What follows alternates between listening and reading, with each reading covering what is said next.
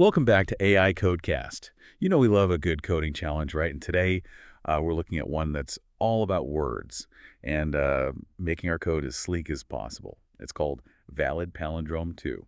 Yeah, it's a classic, and for good reason. It really makes you think about how to optimize your code, especially when dealing with text or sequences. Okay, so before we get lost in the code itself, let's make sure we're all on the same page. Imagine you've got a word, any word, and you want to know if you can make it a palindrome by just removing one letter. Palindromes, remember those? They read the same backwards and forwards like race car or madam. Exactly. All about that symmetry, right? And the challenge is figuring out if a word is just one tiny deletion away from being a palindrome. Right. So if you give me a word like level, I can tell right away it's already a palindrome. But what if it's something like ABCCB, say?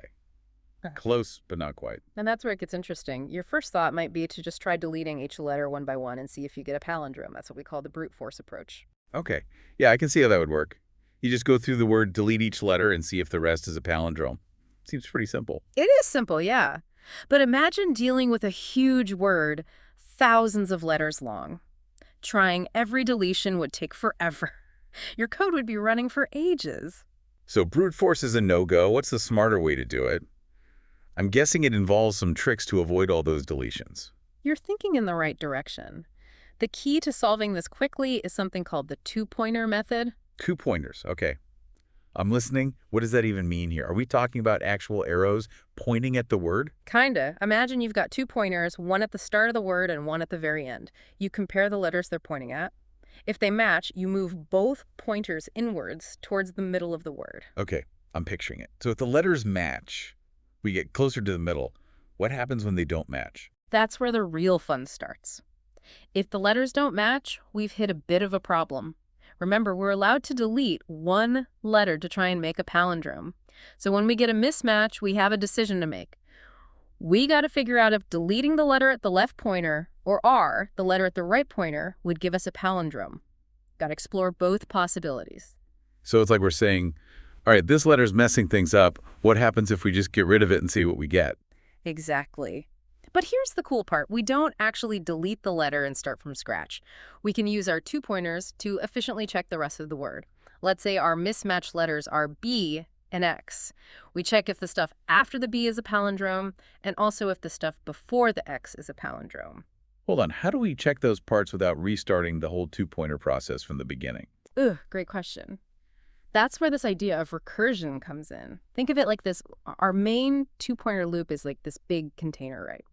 And when we hit a mismatch, it's like we open up two smaller containers inside the big one.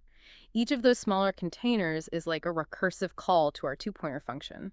But now it's working on a smaller piece of the word. So those smaller containers are checking if those little pieces are palindromes, like those Russian nesting dolls. Each one has a smaller version of itself inside. Perfect analogy. Each recursive call uses the same two-pointer logic, but on a smaller part of the problem. If at least one of those recursive calls finds a palindrome, we know the original word could become a palindrome with one deletion. Okay, I think I'm getting it. But can we walk through an example? Seeing it in action would really help me understand it. Of course. Let's use that word you mentioned earlier, ABCCB, say. At the start, our left pointer is on A and our right pointer is on A. They match, so we move them both inwards. Now the left pointer is on B and the right pointer is on X. Uh-oh. Mismatch. Okay, so now we have to check those little sections. We got to see if BCCBXA without the B at the start is a palindrome, and indeed if ABCCB without the X at the end is a palindrome. Exactly. And don't forget, we can use our handy-dandy two-pointer method again for these checks. Now, in this case, neither of those is a palindrome.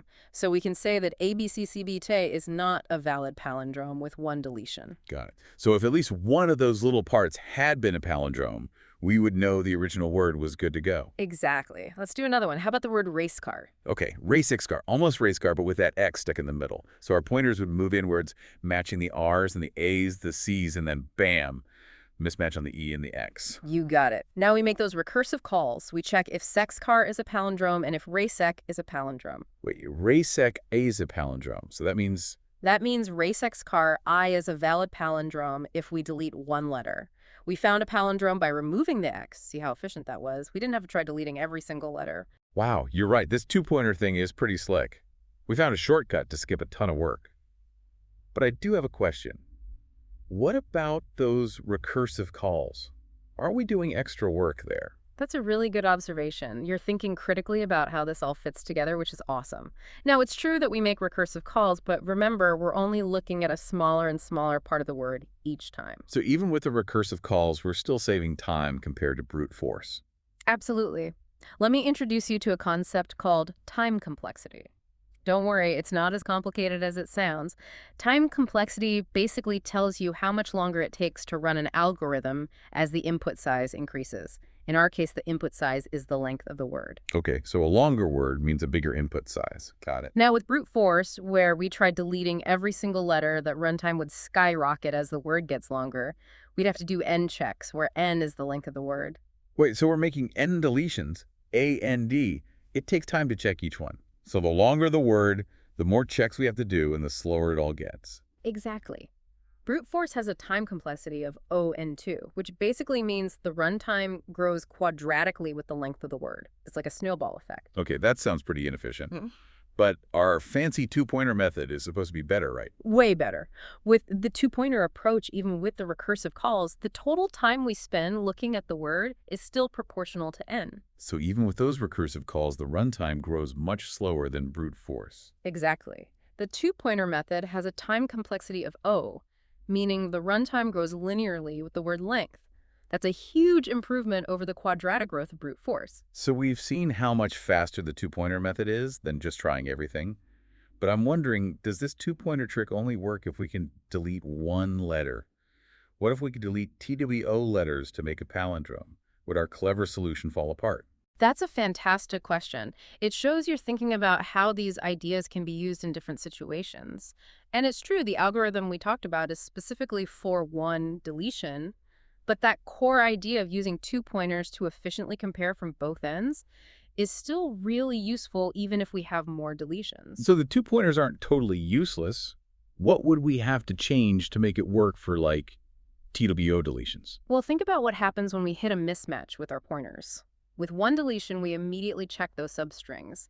But with two deletions, we have more options. Right, because deleting one of those mismatched letters might let us find a palindrome later on. We can't just stop at the first mismatch like before. Exactly. We need to be more persistent.